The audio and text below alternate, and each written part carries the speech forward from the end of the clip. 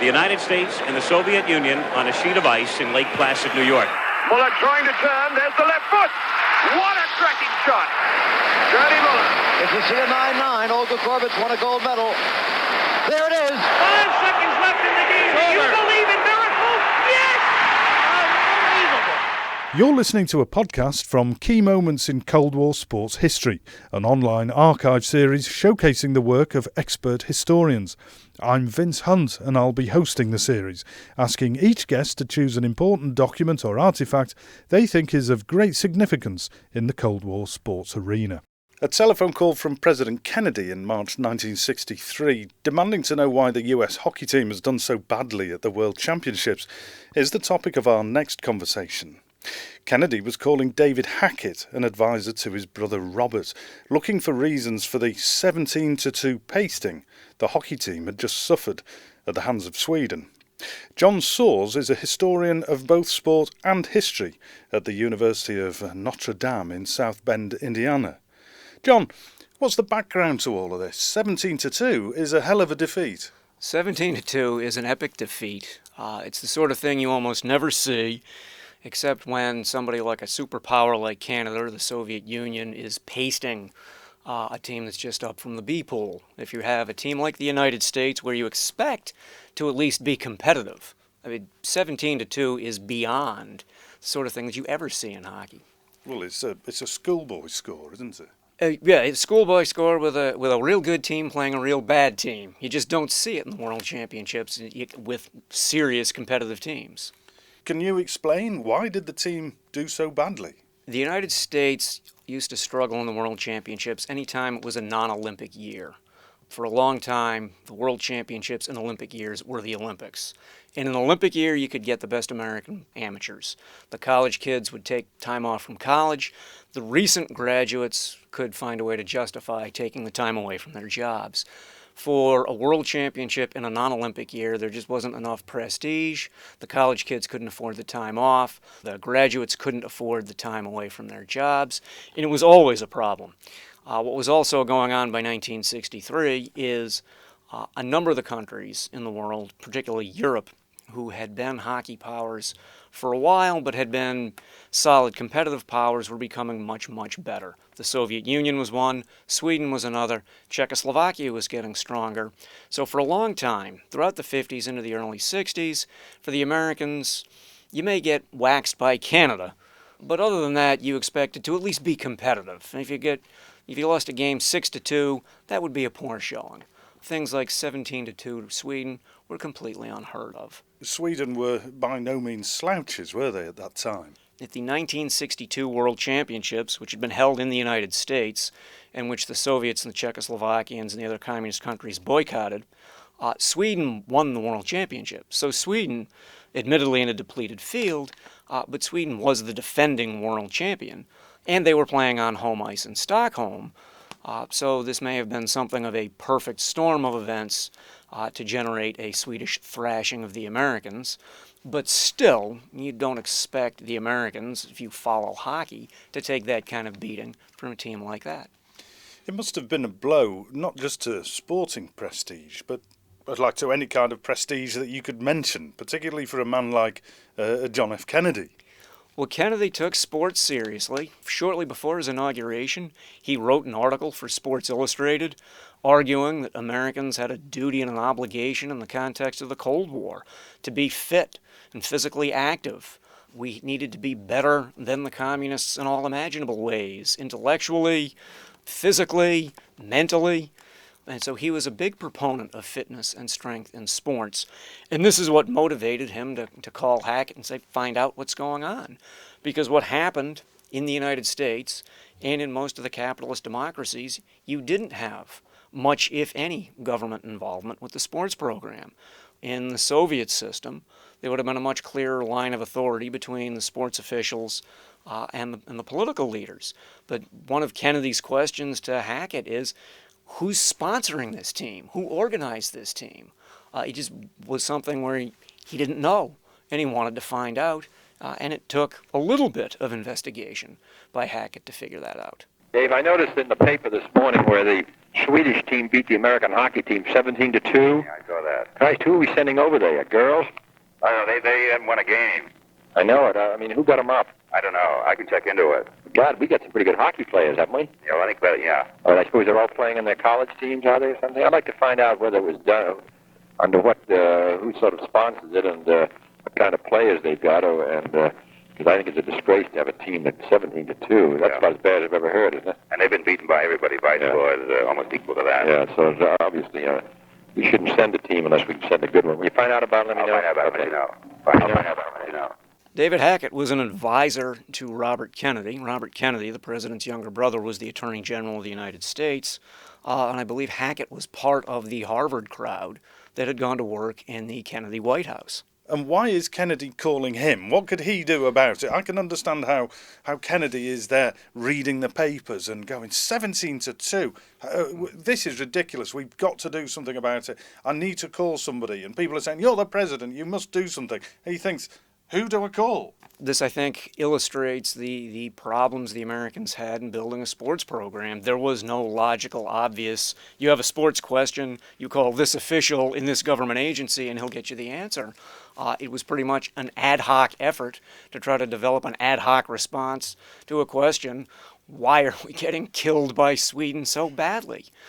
So Hackett's the one who fields the call and takes it seriously enough to deliver a memo the next day. It's one of these kind of offbeat, unguarded moments, isn't it? It certainly sounds unguarded out of Kennedy, and Hackett obviously has no idea he's being recorded. Presidential recordings were probably a relatively new thing, and for Kennedy, obviously, he was still a relatively new president, so for him it was a new thing. Then I think for Kennedy, he would have anticipated that no one was going to hear the recording without his approval, so he wouldn't necessarily be thinking, okay, I need to parse my words carefully here and only say exactly what I mean, exactly the way I mean it.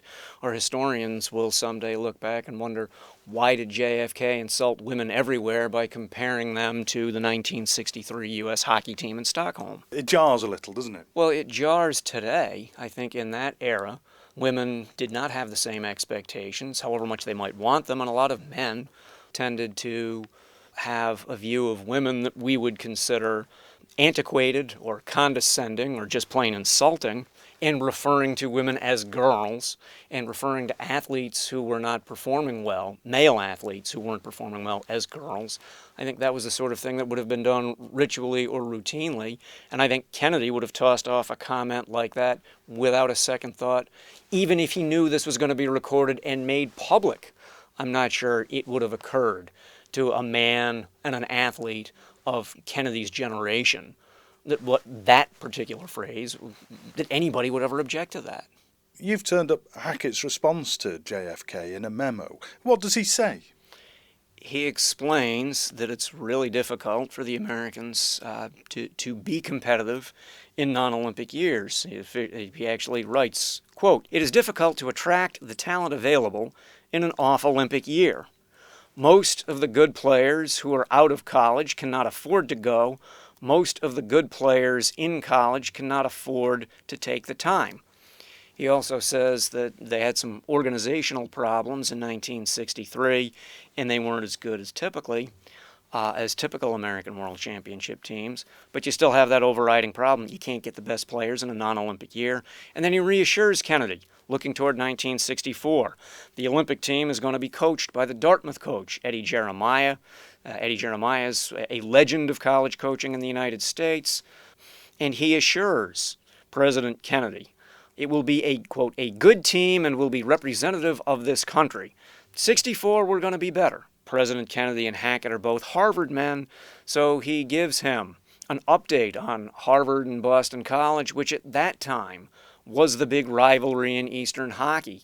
And there are 3 players who play on a line, and their last names begin with J, F, and K. Jerry Jorgensen, Bill Fryer, and Gene Kanasowicz.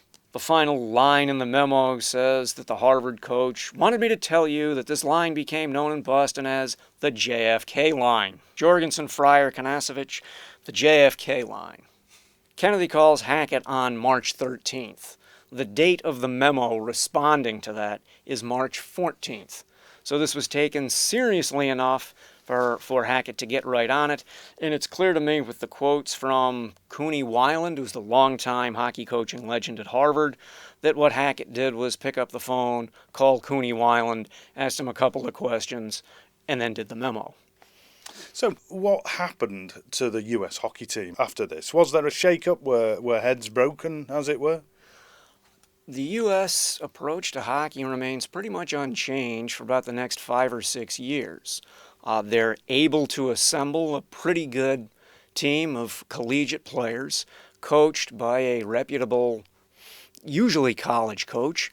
They don't do as well as they would like. Before the Soviets emerged as a power, the Americans typically were Olympic silver medalists. They couldn't get past Canada for the longest time, and only get past Canada when the Soviets arrived, so the Americans beat the Canadians and then lost to the Russians. So after a long history of winning a lot of Olympic medals, the Americans are still able to put together pretty good Olympic teams. They do struggle against the improved competition. In the non-Olympic years, their world tournament teams tend to be kind of thrown together ad hoc, who's willing to coach them, who's willing to play.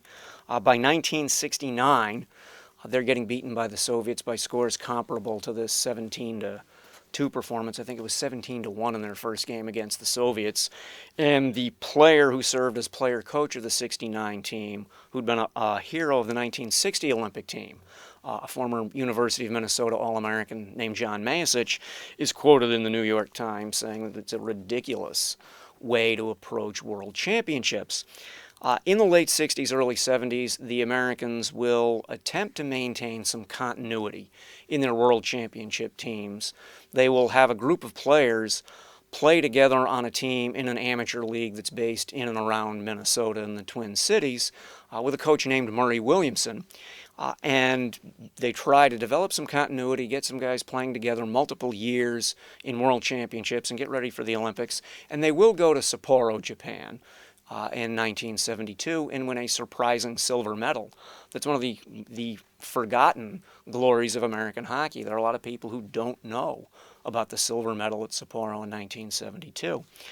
So the Americans will get a little more organized, although that's more a result of the disappointing Olympic performances in 1964 and 68 and the continuing struggles in the World Championships.